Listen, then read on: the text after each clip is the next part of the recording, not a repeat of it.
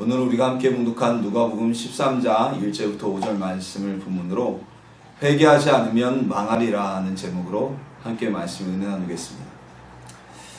최근 사람들이 추구하는 시대적 흐름, 가장 원하는 것이 무엇일까요? 바로 힐링으로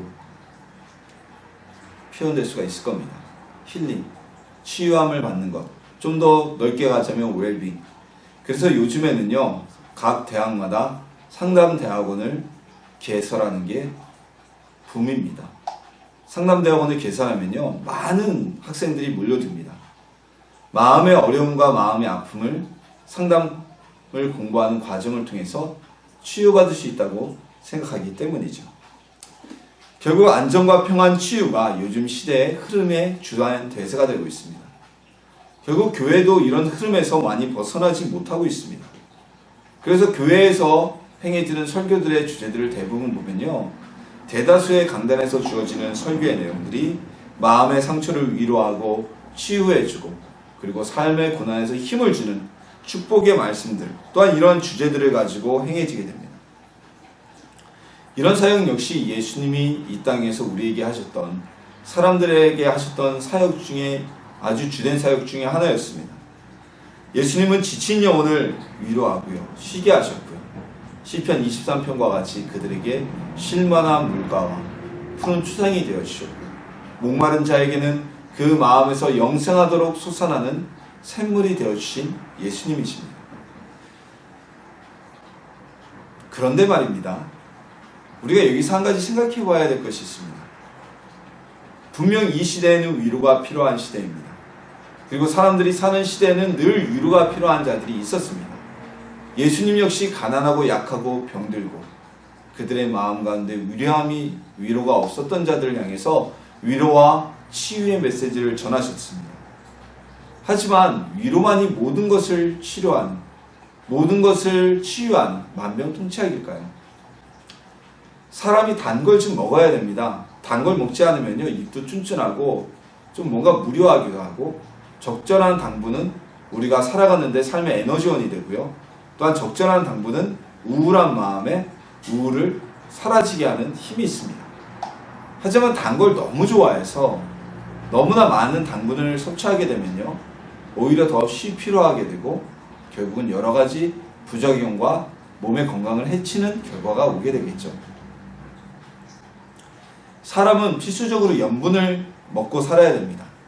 염분기가 없으면요, 오히려 쇼크가 오고 생명의 위협을 받게 됩니다. 하지만 그렇다고 해서 너무 음식을 짜게 먹거나 다량의 염분을 섭취하게 되면요, 그것은 자기 생명을 단축하는 지름길이라는 것, 그것 우리 모두는 알고 있습니다.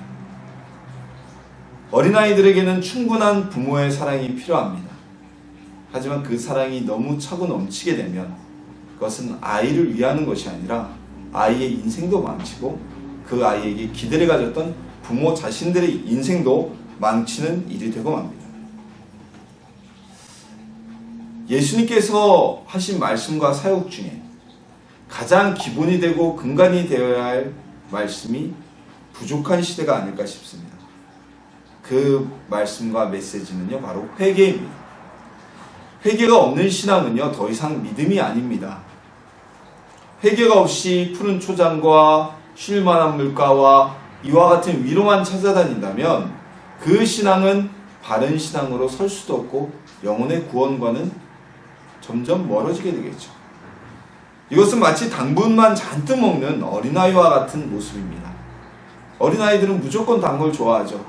단 걸 많이 먹다 보면 이빨이 썩고 소화비만이 오는 등 여러 가지 합병증을 가져오게 됩니다. 후유증을 가져오게 됩니다. 오늘 이 시대에는 회개의 메시지가 부족한 시대입니다. 회개하지 않으면 우리의 믿음을 지킬 수도 없고 우리의 신앙을 지킬 수도 없습니다.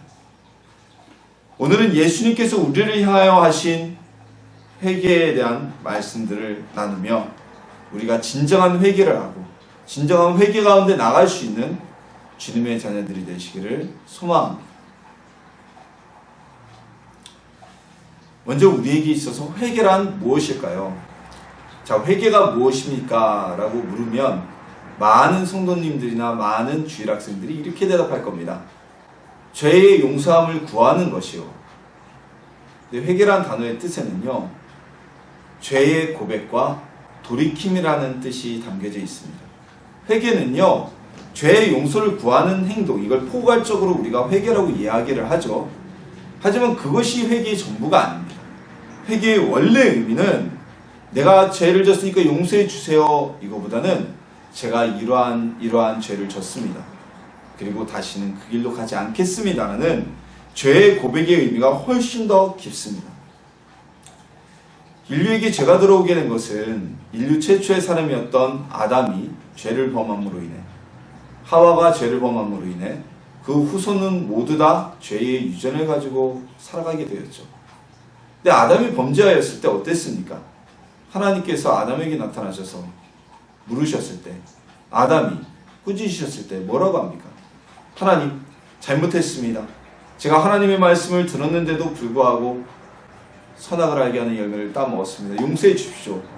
라고 하였다면 아담이 에덴 동산에서 쫓겨나지 않았을지도 모릅니다. 근데 아담은요, 자신이 죄를 졌다고 고백하지 않습니다. 그래요, 제가 따먹었는데요, 하나님께서 저에게 만들어주신 저 여인이 하와가 나에게 먹으라고 해서 먹었습니다. 자, 여기는 어떤 의미가 담겨 있습니까?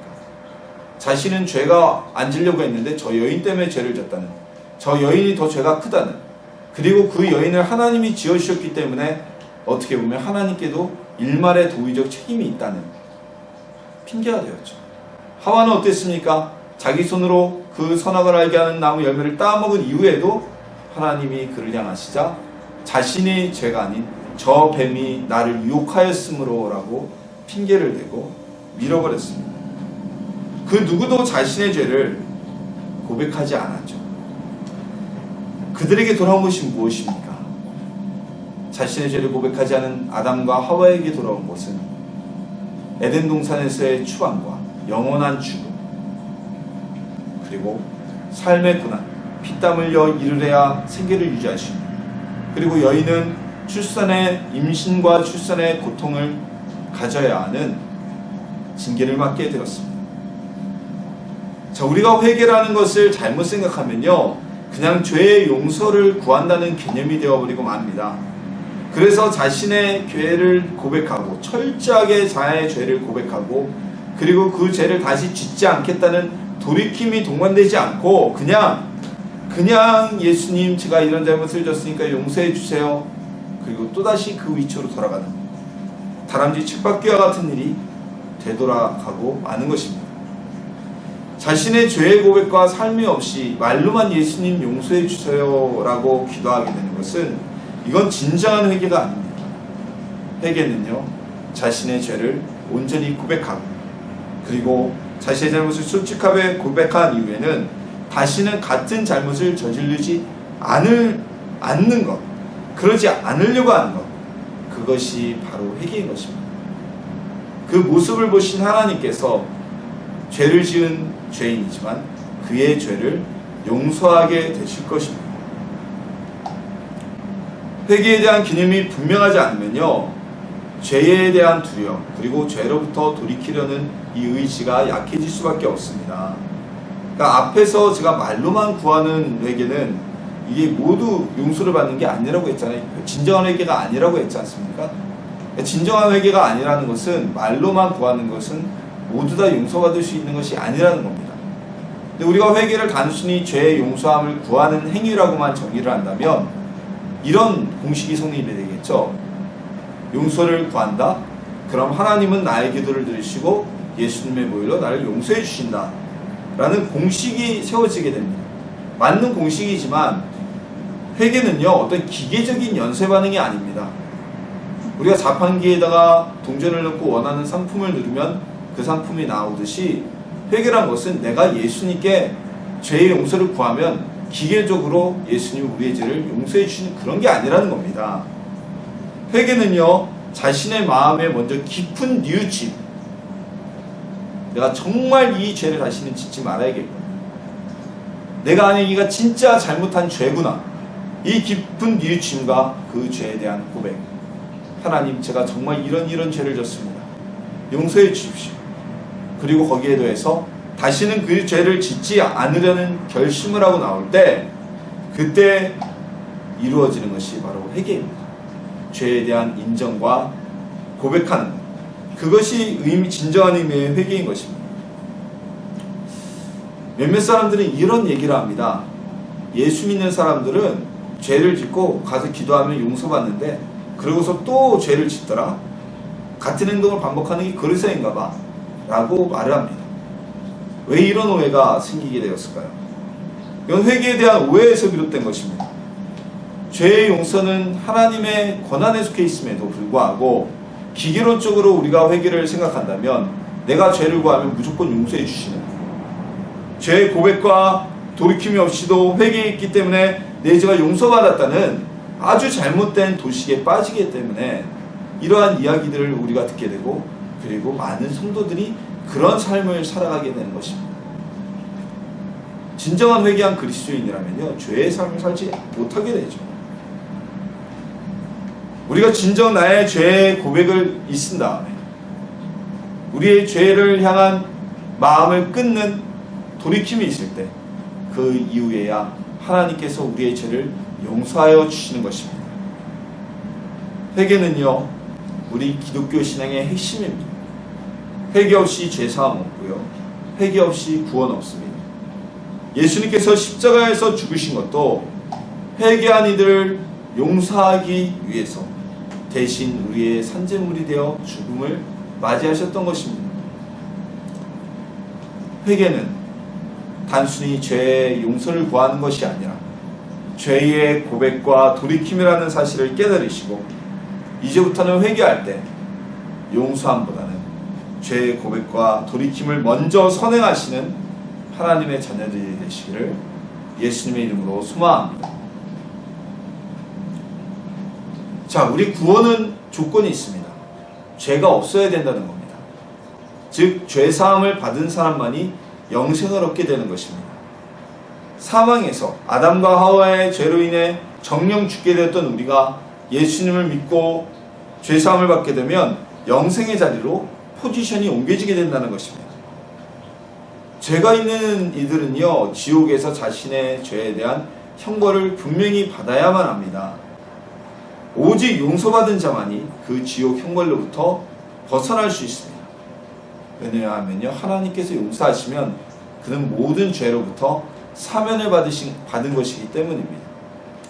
대통령이 사면을 선언하면요, 그 사면은 법적 효력을 가지고 그 누구도 사면을 철폐하거나 막을 수가 없습니다. 사면을 혜택을 받은 사람은 전과가 사라지고 죄가 사라지게 되는 것입니다.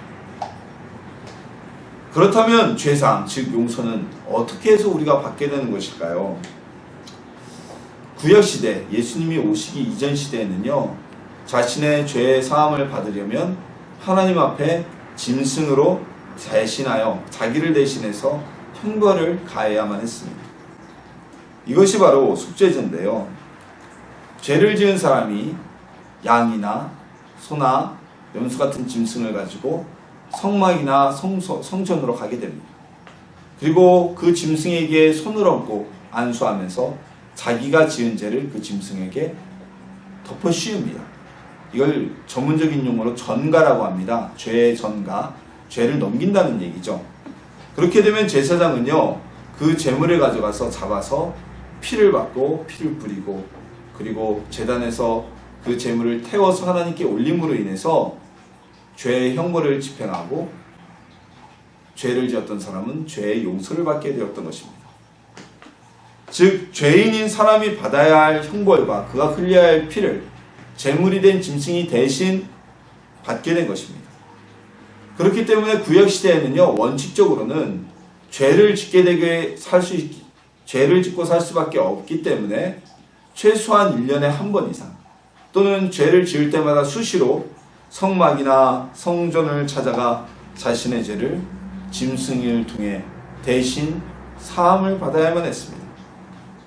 그러나 예수님께서 오신 이후에 예수님께서는 매년 또는 매번 죄를 지을 때마다 사람들이 하나님께 드렸던 그 제물의 역할을 대신하셨습니다. 십자가에 달려 죽으심으로 인해서 인류의 모든 죄를 영원히 사함을 받게 하는 제물이 되셔서 우리의 죄를 대신하여 십자가에서 형벌을 받으신 것입니다. 그렇기 때문에 예수님을 믿는 사람들은요, 예수님의 이름 때문에 더 이상 우리가 어떠한 짐승이나 재물을 하나님께 드리지 않고서도 용서를 받게 되는 것입니다. 죄에서 면제를 받게 되었습니다. 그리고 더 이상 제사로부터 면제를 받게 된 것입니다. 하지만 예수님께서 우리를 위해 영원한 제물이 되셨음에도 불구하고 그 제물이 된 예수님을 사용하지 않는다면 그 사람은 용서를 받을 수가 없겠지요. 예수님께서 제물이 되어 죽으셨는데 예수님은 우리의 제물로 삼는다. 우리 죄사함의 제물로 삼는다는 것이 무엇입니까? 바로 예수님의 이름을 믿고 그 이름을 의지하여서 죄의 용서, 즉 회개의 기도로 나가게 되는 것입니다. 예수님의 이름을 믿지도 않고 사용하지도 않는다면 제물이 빠져있기 때문에 죄의 용서를 받을 수가 없습니다. 그런데 우리가 용서를 받는 것은요, 단순히 예수님의 이름으로만 용서를 받는 것이 아닙니다. 죄사함의 권한은, 즉 용서의 권한은 하나님께 있습니다. 우리가 기도하며 분명히 죄를 지었지만 기도하며 자신의 죄를 고백하고 돌이킬 때, 그리고 그 마음을 예수님의 이름을 담아서 기도할 때 하나님께서는 우리의 마음을 보시고 우리의 죄를 용서해 주시는 것입니다. 우리가 죄에서 용서를 받기 위한 도식은요, 죄의 고백, 그리고 돌이킴인 회개, 그리고 영원한 제물 대신 예수님의 이름, 그리고 마지막으로 하나님께서 죄 없다고 용서해 주시는 이 네 단계를 통해서 이루어지는 것입니다. 회개는요, 입으로만 하는 게 아닙니다. 회개는요, 말로만 하는 것이 아닙니다. 회개는요, 돌이킴이고요.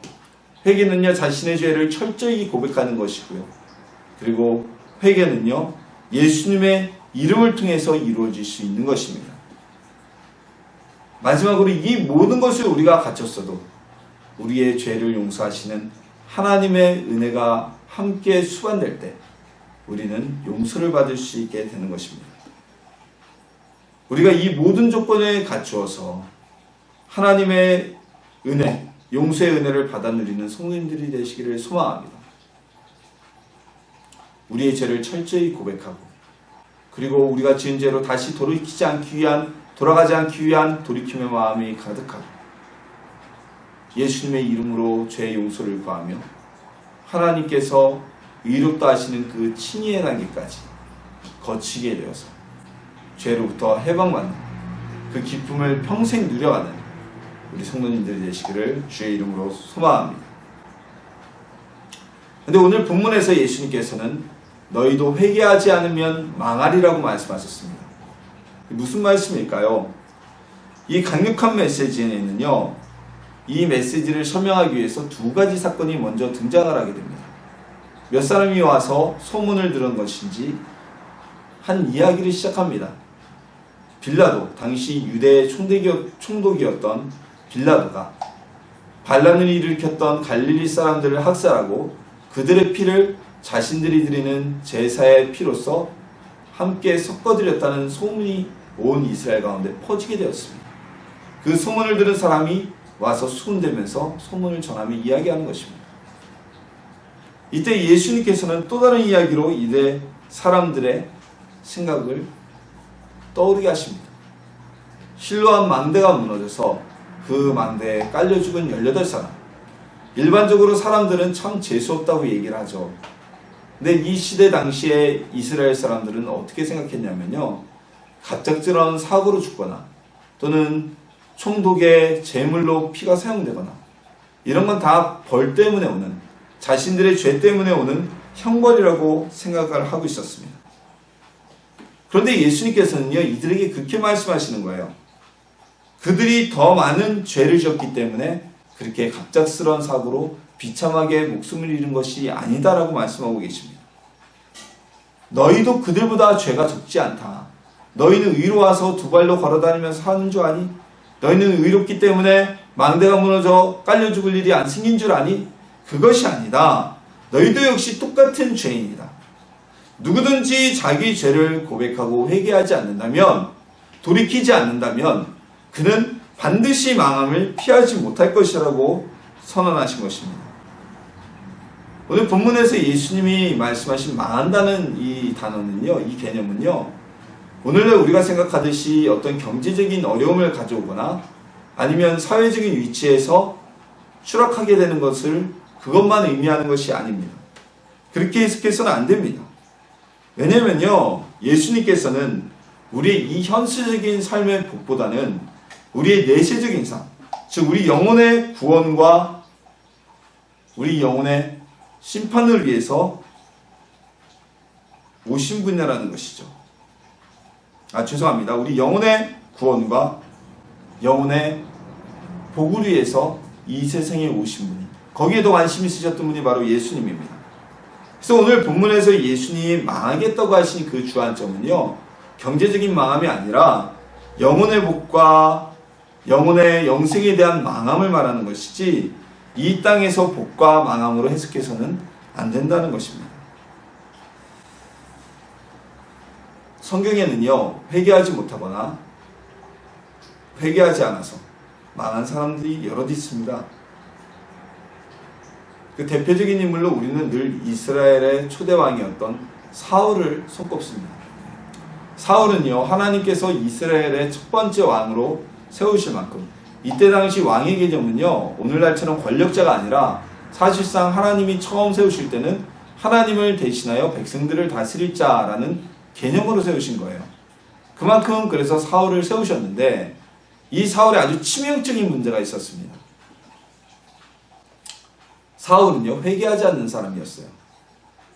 그가 먼저 번제를 드리거나 또는 아말렉으로부터 압사한 짐승들을 하나님의 말씀을 어기고 숨겼을 때 사무엘이 그를 꾸짖었지만 사울은 회개하지 않습니다.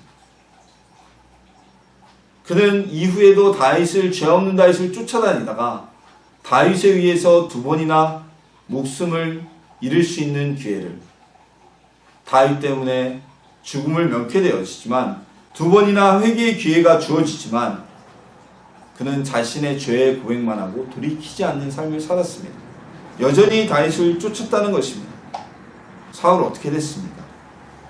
우리가 잘 알다시피 결국은 전쟁터에서 비겁하고 비참한 죽음을 맞게 됩니다. 용사와 같이 끝까지 목숨을 걸고 마치 우리나라 백제의 계백장군처럼 나라는 망했을지라도, 질 수밖에 없는 전쟁이라도 끝까지 목숨 걸고 싸우다가 죽는 장렬한 최후가 아니라 전쟁에서도 패하고요, 도망가다가 자신의 칼로 스스로 자결하여 죽어버리는 비겁하고 비참한 최후를 가져오게 되었습니다. 또 한 사람이 있습니다. 가룟 유다. 예수님의 12제자 중에 한 명이었던 사람. 그 가룟 유다는요, 다 좋았는데 이 사람은 회개하지 않는 사람이었습니다. 회개하지 못했어요. 베드로도 예수님을 부인했습니다. 가룟 유다는 예수님을 팔았습니다. 가룟 유다는 예수님이 고난당하는 모습, 붙잡혀간 그 순간부터 마음에 양심의 소리가 울렸던 것 같습니다. 그래서 자신이 예수님을 넘기고 사례로 받았던 돈을 다시 반납합니다. 그리고 자신의 죄가 너무 무거웠기 때문에 견디지 못하고 목매달아서 자살을 시도하지만 끈이 끊어져서 배가 터져서 죽어버리는 비참한 최후를 맞게 되었습니다. 베드로 역시 예수님을 부인했지만 그는 스스로 목숨을 끊지 않고 자신의 죄를 회개함으로 인해 예수님의 일을 위해서 크게 쓰임받는 제자가 될 수 있었던 것입니다. 우리가 교회를 다닌다, 이 사실만으로 구원을 얻는 것은 아닙니다. 제가 어렸을 때만 해도요, 예수님 믿으세요? 이런 질문을 많이 받았는데 요즘에는 많은 분들이 교회 다니세요? 이런 질문을 하죠. 그 둘의 차이가 무엇일까요? 예수님을 믿으면 구원받지만 교회를 다니는 것으로는 우리가 구원받을 수가 없습니다. 예수님이 오시기 전까지, 이방인들에게 복음이 전파되기 전까지 모든 유대인들은, 이스라엘 민족은 하나님의 특정함을 받은 백성들이었고요. 그리고 그들은 구원의 대상자들이었습니다. 우선순위 구원의 대상자들이었어요. 하지만 이들이 이스라엘 민족이라는 이유만으로 모두가 구원을 받을 수 있었던 것은 아닙니다. 유대인 중에서도 이스라엘 민족 중에서도 아브라함과 이삭과 다윗의 후손 중에서도 회개하는 사람만이 구원을 받을 수 있었던 것입니다. 유대인들도 우상을 섬기고 회개하지 않음으로 인해서 이 나라가 완전히 망해버리고 나라를 빼앗겨버리지 않았습니까?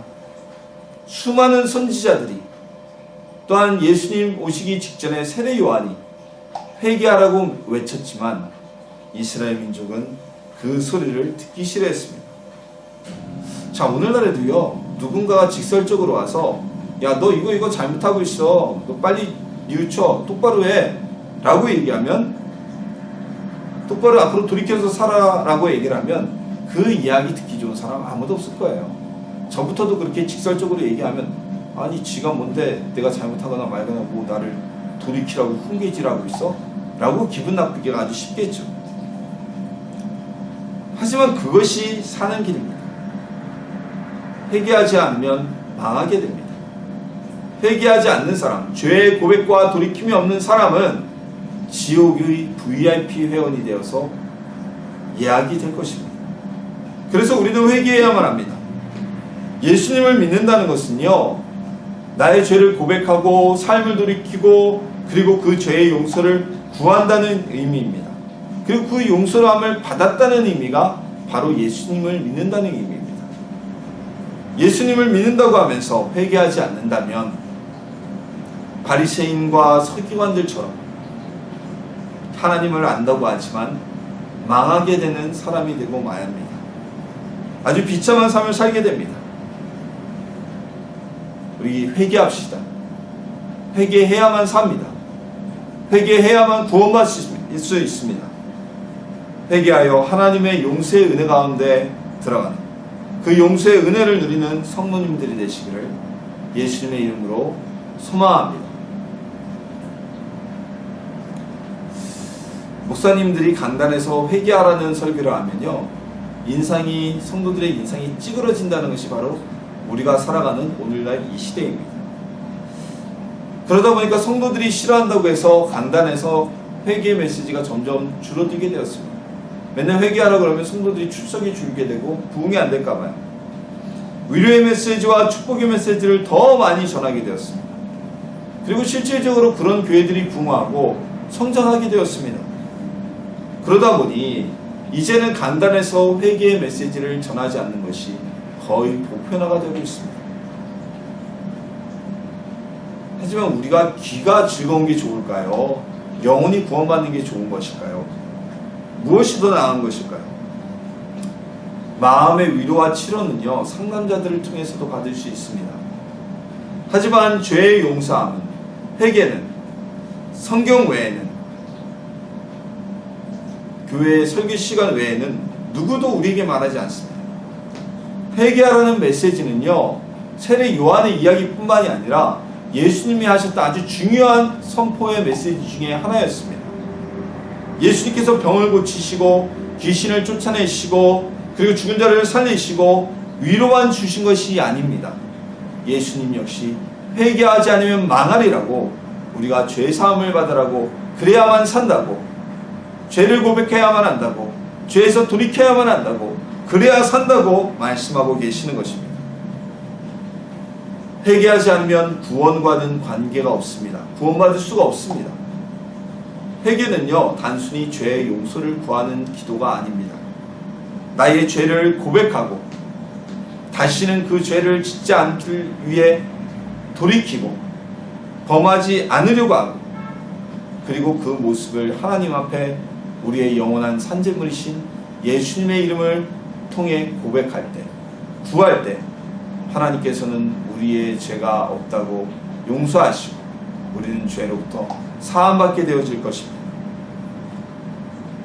입술로만 용서를 구한다면, 입술로만 회개한다면 그건 진정한 뉘우침이 아닌, 진정한 회개가 아닌 가증이겠죠.